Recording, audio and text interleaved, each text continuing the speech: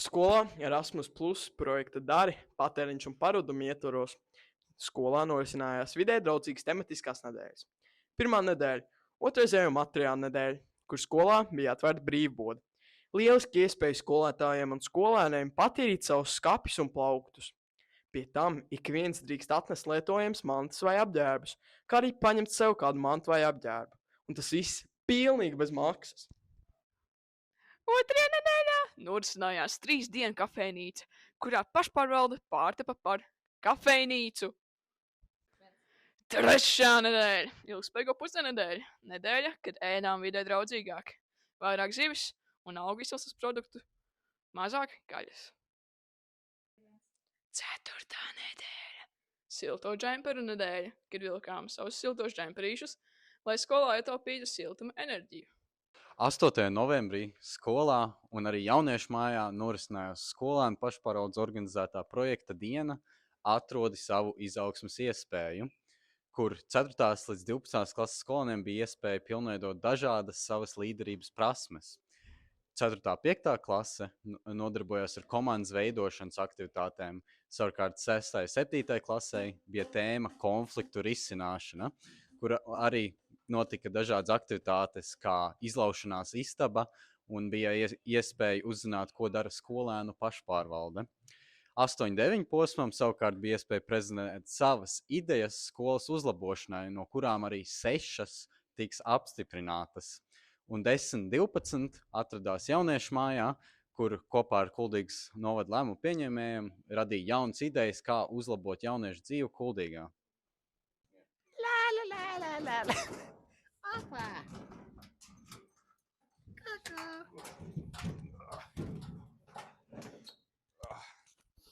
Novembrī skolā norisinājās spēka un veiklības konkurss Spēks un Daila, kurā skolēni 4 vecuma grupās cīnījās par lāčplēšu un spīdoles titulu iegūšanu. Šajā mācību gadā uz dalību konkursā bija pieteikušies 52 titulu pretendenti. Dalībniekiem kopumā bija jāveic 6 dažādi spēka ātruma un veiklības pārbaudījumi. Titulu lāčplēšas 2025 un spīdole 2025 ieguva 4. līdz 5. klašu grupā Gabriela Verņicka, 5. A klase, 6. līdz 7. klašu grupa Keita Gailīte, 7. A klase, Kristiāns Ardmans, 7. C klase, 8. līdz 9. klašu grupā Annija Svilpe, 8. B klase, Martins Lode, 9. C klase, 10. līdz 12. klašu grupā Elīza Alis Kārkliņa, 12. A klase un Henrijs Purviņš, 12. A klase. 13. novembrī notika valsts svētku koncerts Latvijas veidošana. Koncertā uzstājās mūsu skolas skolēni un programmā piedalījās arī mākslinieks Mārtiņš Kanters. 21. novembrī mūsu skolā viesojas Rojas vidusskolas skolēnu pašpārvalde, lai dalītos savā pieredzē. Kopā ar rojaniekiem izspēlējām dažādas iepazīšanās spēles, kā arī sniedzām viņiem muzikālu priekšnesumu. Pēc tam arī pastāstījām par mūsu pašpārvaldes pieredzi un aktivitātēm un projektiem arī, un pēc tam izvadājām rojanieks par mūsu skolu. 24. novembrī skolēnu pašpārvaldes jaunieši tikās projekta kontakts noslēguma aktivitātē Afterpartijā. Pasākumu jaunieši izvērtēja projektu veiksmes un neveiksmes, kā arī neformāli pavadīja laiku saliedējošās aktivitātēs. Kā tu pavadīji? 9. un 17. decembrī norisināsies Ziemassvētku koncerts, kā Grinčs nozaga Ziemassvētkus, kurā mūsu skolas skolēni būs sagatavojuši koncertu.